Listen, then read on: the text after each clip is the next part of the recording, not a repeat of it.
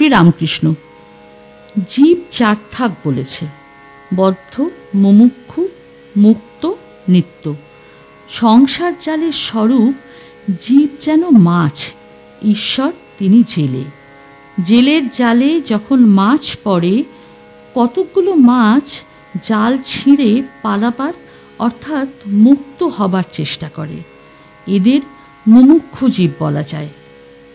যারা পালাবার চেষ্টা করছে সকলেই পালাতে পারে না। দু চারটে মাছ ধপাং শব্দ করে পালায়। তখন লোকেরা বলে, ওই মাছটা বড়, পালিয়ে গেল। এই দু চারটে লোক মুক্ত জীব। কতকগুলি মাছ স্বভাবত এত সাবধান যে কখনো জালে পড়ে না। নারদাদি নিত্যজীব কখনো সংসার জালে পড়ে না, কিন্তু অধিকাংশ মাছ জালে পড়ে।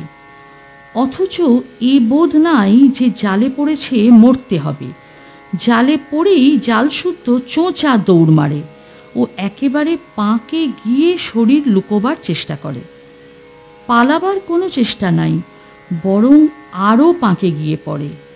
এরাই বদ্ধ জীব। জালে এরা রয়েছে, কিন্তু মনে করে হেথায় বেশ আছি। বদ্ধজীব সংসারে অর্থাৎ কামিনী কাঞ্চনে আসক্ত হয়ে আছে, কলঙ্ক সাগরে মগ্ন, কিন্তু মনে করে বেশ আছি। যারা মুমুক্ষু বা মুক্ত, সংসার তাদের পাতকুয়া বোধ হয়, ভালো লাগে না। তাই কেউ কেউ জ্ঞান লাভের পর, ভগবান লাভের পর শরীর ত্যাগ করে, কিন্তু সেরকম শরীর ত্যাগ অনেক দূরের কথা। বদ্ধজীবের, সংসারী জীবের কোনো মতে হুঁশ আর হয় না। এত দুঃখ, এত দাগা পায়, এত বিপদে পড়ে, তবুও চৈতন্য হয় না। উট কাঁটা ঘাস বড় ভালোবাসে, কিন্তু যত খায় মুখ দিয়ে রক্ত দরদর করে পড়ে, তবুও সেই কাঁটা ঘাসই খাবে, ছাড়বে না। সংসারী লোক এত শোক তাপ পায়, তবু কিছুদিনের পর যেমন তেমনি।